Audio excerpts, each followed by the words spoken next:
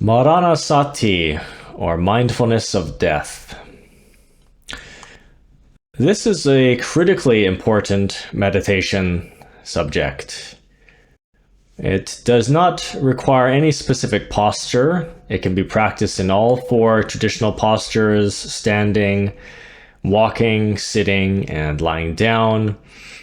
And in that way, it's similar to loving kindness as a universal practice. This is meant to be kept in mind throughout the day. For most people, this is a strange request. Throughout the day, every day, and yet most people prefer not to think about death. They avoid their own death and the death of others. This avoidance is a mistake. Before going further, we need to define death. What do we mean when we speak about contemplating death? What does it mean to be mindful of death or to remember death? Do we mean this in a specific way or in a general way? In the time of the Buddha, this may not have required much explanation, but still he did address different attitudes and philosophies about the end of life. He also spoke about whether there is another life after this one. This relates to what is called right view. So here we are talking about mundane right view. This is ordinary right view, not the view that arises after enlightenment. So for an ordinary committed Buddhist with confidence, one point of confidence is that something continues after this life. There is another world or another life. This view is not common in the modern world. When I speak about meditating on death to a general audience, many people think the same thing. They think they will die, then vanish, and completely cease. And that philosophy, however, is called annihilationism. It is a materialistic form of annihilationism. It existed even in the time of the Buddha, and the Buddha didn't hold this view. So because of this, we must be clear about what we mean when we talk about death. We're not talking about it metaphorically, and we are inferring or implying that there's more than just the end of physical life. There's something beyond that. So for Buddhists, death is an experience.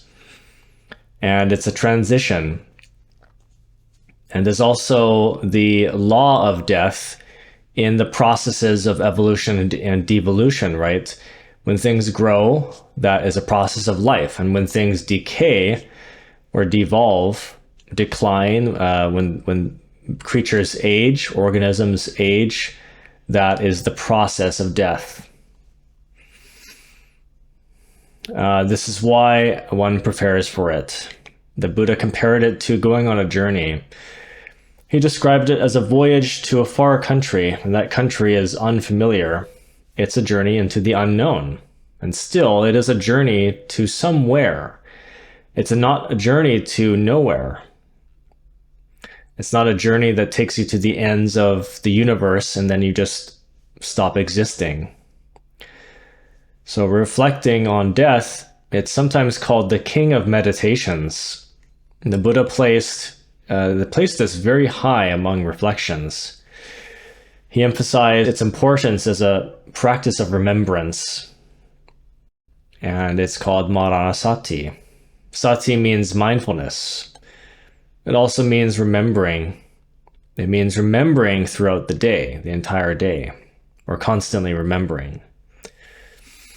And when this is done, death does not come as a shock. One reason for this practice is that death often arrives unexpectedly.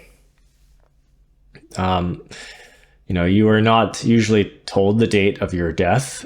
It can happen at any time. It can be karmic or it can be accidental. It's not always karmic. So the question is whether you are prepared. What have you prepared for? Have you prepared for continuation and for radical change? The other aspect is whether you've prepared for cause and effect. This cause and effect carries over from this life into the next. That preparation means a commitment to virtue. It means virtuous behavior, generosity, and kindness. Renunciation, these are more or less the only things you can take with you. You cannot take your possessions, but you can take your positive energy. You can take your mental quality, the composition of your mind, that is what continues. And that positive energy is created in this very life. It comes from abstaining from evil or from wrong action. It comes from avoiding the lack of virtue, immoral actions, unskillful behavior. And it comes from committing to generosity and kindness. It comes from living within the harmlessness of the precepts. So that positive energy carries through. Another aspect which not all lay Buddhists take up is meditation. And meditation is the purification of the mind. Even thoughts of harm, ill will, anger, cruelty, grasping, craving, anxiety, and attachment or accumulations are purified, both through the practice of meditation and also through renunciation too. The mind is purified. When you do this in your meditation practice, you are preparing for death. Death here is a simile for a radical journey. You want to take something with you, but you can't take your money, you can't take your friends. You can only take your mental quality and your virtuous actions. And the weight of your virtuous actions, the effect of them. You can take the harmlessness that you lived by. You can take the purity of your thoughts and your positive emotions. And you would not like to take the negative emotions. That'll only weigh you down. It'll burden you. The Buddha says that these are all friends. They are like friends who welcome you on the other side. They're not external friends. They're friends you create through your actions and your thoughts, your emotions, your entire conduct and attitude. And these friends welcome you there just as they support you here. And when you do good deeds and think in positive ways, something happens. You go to sleep at night and you wake up feeling good, feeling positive again. You feel well. And when you do harmful things and cultivate negative thoughts toward yourself or others, something else happens. You wake up with a sense of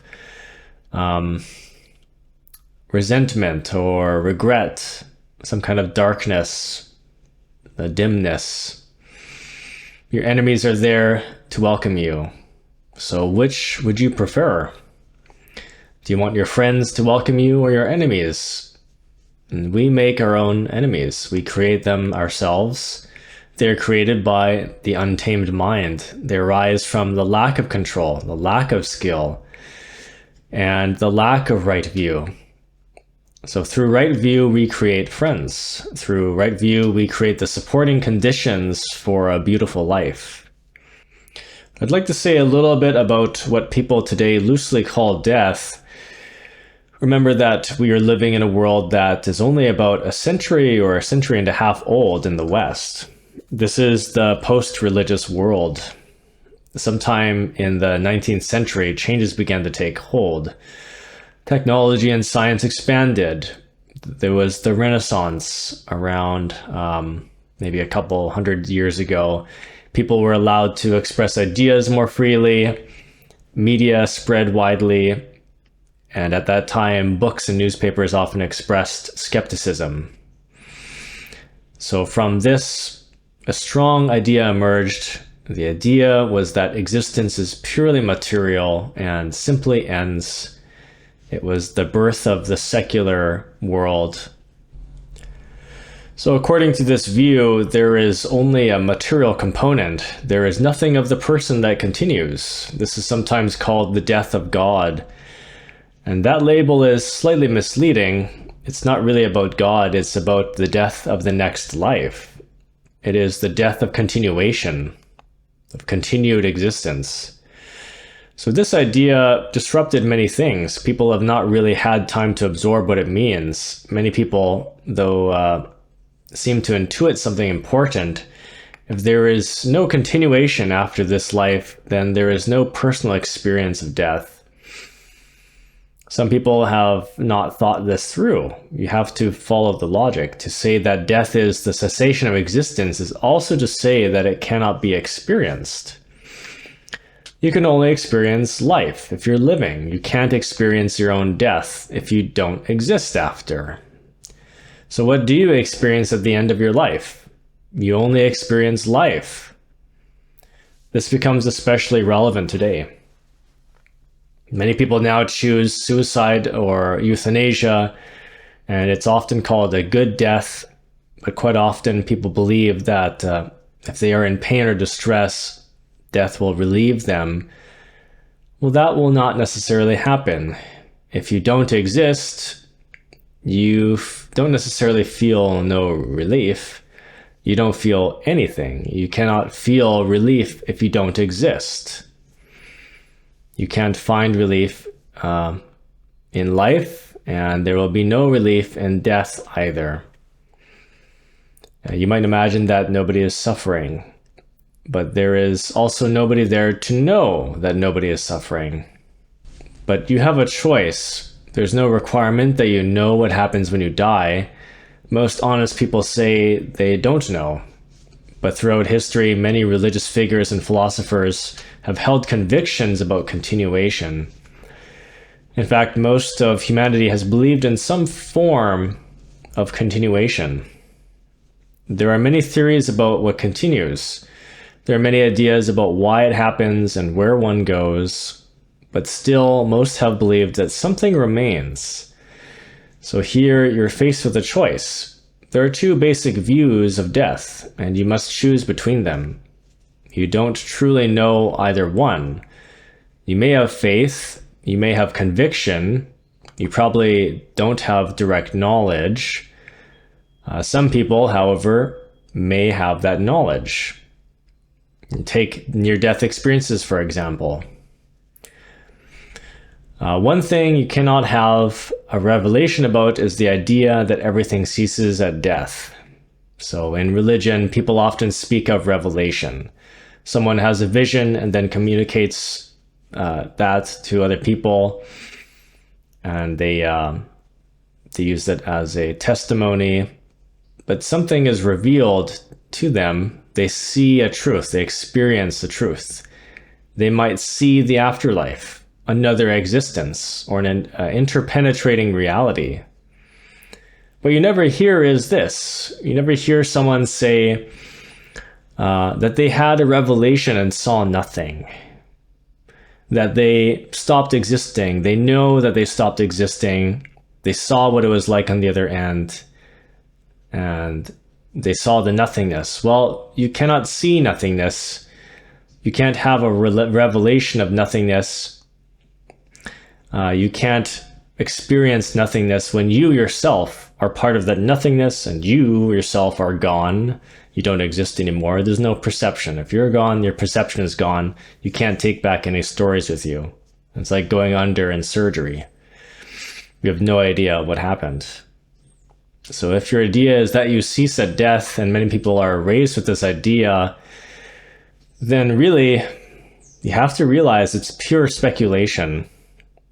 It is not something you can actually see or have a vision of. It's not something that can be revealed. You can't count on the idea that nothing happens after death. Everything ceases. Everything stops existing.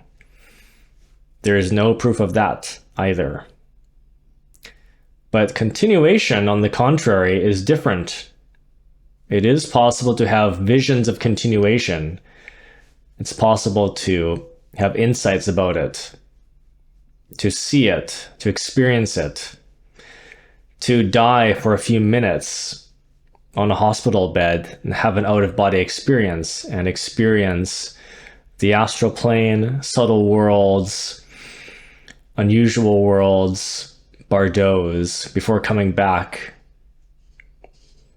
So one should reflect on that fact that this is essentially, otherwise, without those experiences, this is a bet. You're gambling against death and the reaper on either the side that you believe in continuation of life after death, the afterlife, or you don't, but you don't know. So that is a gamble. There is a wager involved. The Buddha speaks about this. If you bet on cessation of existence, and if you're wrong, this is a very bad bet. If you bet on continuation and there is no continuation, you'll never discover that you were wrong. There's no side effect. There's no negative consequence. So in that case, you can only discover that you were right. So if you lack intuitions or revelations or faith, you're left with just pure logic. You are left with reasoning and betting. And this is the nature of the gamble. Now, the problem with death is this: you can experience the death of others, and what you actually experience is loss. You experience the loss of other people, but you don't experience their death itself. And in the same way, you cannot experience your own death. That is true either way you look at it. In the case of annihilationism, you cannot experience death at all. Experience would require some form of consciousness, some form of perception. So from the Buddhist point of view, death is a radical experience. It involves the falling away of the body. That much is clear. The body falls away. The body disintegrates, it separates, and what follows is a radical shift. Body is dropped, and we already have experiences like this in life. We leave families, we leave countries, we leave situations. Sometimes we choose to leave, other times we're forced to leave. Every morning when we wake up, we step into the unknown. Many people deceive themselves about this. They expect things to continue as they have before, but that's not necessarily how reality works. Because of impermanence, each day we step into something that we can't calculate with 100% certainty. Life is not perfectly linear and fixed. We're constantly stepping into the unknown. So for many people, this realization arises, but only occasionally, very occasionally. They suddenly notice how unpredictable and uncontrollable life is. Most of the time, as a defense, they assume things will work out. But when they don't, there's anxiety. So some people live with a constant sense of impeding change. They don't respond well to it. They live with anxiety, always worrying about change in the future. But contemplating death doesn't mean that you should live with anxiety or that you should always be anxious. Death becomes a motivator. It motivates commitment to a positive life. It motivates commitment to experience itself. Your experiences occur through your consciousness. They occur through emotions and feelings. They occur through actions. All of these are precarious. However, all of them are temporary. So because of that, they should be filled with positive practices. The aim is to purify the mind. The aim is to avoid actions that will lead to regret and resentment. So the Buddha gives simple advice in the Dhammapada. He says, do not do what you will regret. Do only what you will not regret. And when you first read that, you might think, well, that's pretty obvious. But you might realize how profound it is. All of this accumulates over a lifetime. Living a good life makes you more ready for rapid and radical transitions. a good life that is appropriate in this context. So this applies within this life. It also applies to the radical journey called death. There are practical suggestions for training this reflection. One is to imagine that you could die within 1 minute. And it doesn't, or rather, 15 years from now. It doesn't need to be 15 years from now. That's unrealistic. It should not even be pushed to the end of the day. People die suddenly. They collapse from heart attacks. They have strokes. This is actually the most common way people die. Heart attacks and strokes are the leading causes. People simply fall over in a matter of moments. So in that sense, death should not be such a surprise. We reduce the shock by rehearsing the possibility regularly. And of course, many people would have resistance to this. We have a lot of aversion toward that. But the Buddha says this practice is the basis of true mental and emotional health. When people are unprepared, they suffer trauma. They develop post-traumatic stress. And when people are prepared, they don't. They don't get traumatized because they've practiced. So when one faces death directly, one is collected and calm. One knows that the right choice was made. One knows the right gamble was taken. One knows that there will be continued experience and existence. One knows that the positive actions, speech, and thoughts have been cultivated. And those things can travel with us. That is one way to reflect on death. To be sure of yourself in that way. To assure yourself. In some traditions, monks are sent to cemeteries. They contemplate corpses. In the modern antiseptic world, this is difficult. Corpses are hidden away and death is removed. It can be difficult to be present when someone dies in a hospital. So death is avoided and quickly taken away. We see death in movies, but movies are just entertainment. They're not real. You know, in earlier times, people died in their living rooms and the body might stay there for days and people would come to see it and make blessings and all that and give gifts and things. But today, many people have never seen a dead body at all. So monks are sent to graveyards to contemplate corpses at different stages of decomposition. I know some monks that have done this themselves, where they one lived in a monastery where there was a regular supply of bodies. And sometimes villagers would come and volunteer their bodies. When they were really very ill and they knew they were going to die, they would ask that their body be used for contemplation. So the body would be brought to the monastery and placed in a shallow grave, and the monks would then sit through the night. Sometimes they'd spend the entire night with the corpses, and you watch closely, you receive a very direct encounter with the reality of death if you do this. They see what happens to the body. They see clearly that the body is not the person, because as the body decomposes, it goes through what are called the 9 stages of decomposition. And this process becomes internalized and comprehended. Many people are very afraid of dead bodies.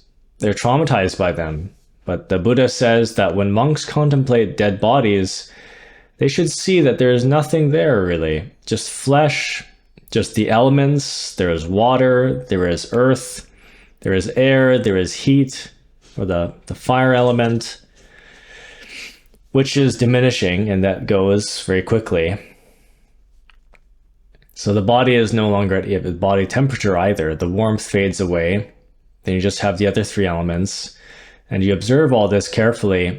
You try to fix it in your mind as the truth of the way things are. And this is a very powerful exercise. So this is a very special practice. It is mainly intended for monks, but for lay people, the situation is different. I don't know exactly what we can do about this. You can still bring these images to your mind, and there are some monks who have written books on this, and they have pictures in their books, and they describe what it's like to spend entire nights with these corpses. You can look at photographs if you choose, and the purpose is simple. It is to remind yourself of what actually happens to a human body. So what happens to that body will also happen to your body. That is the truth. We want to face this directly. We're not going to frighten ourselves. We're not going to do this to shock ourselves. We're not doing it to prove bravery. We do this calmly. We do it with serenity. And the aim is to become familiar with the reality. When you are familiar with reality, you're less likely to be traumatized by the inevitable events of life. The intention is for you to be well. It's for you to be happy and peaceful. To find this peacefulness in this death, the peacefulness in the acceptance of it. It is for you to accept life as it is without being shocked or saddened or distressed. And that is the purpose of this contemplation. Other realities accompany this. Illness accompanies this. Aging accompanies it. Loss accompanies it. These all move alongside death as inevitable facts of existence. So I leave this contemplation with you today. It's offered for the restoration of clarity of mind. It's offered to encourage positive emotions, positive actions, positive speech. This practice, again, is not to produce fear of death. It's not a practice to cultivate bravery either. It is practice to develop the mature comprehension and acceptance of this reality, the comprehension of life and death, rising and falling processes in nature, evolving and devolving processes. It's this comprehension of death for us that make us wiser. It allows us to make wiser decisions when we are alive.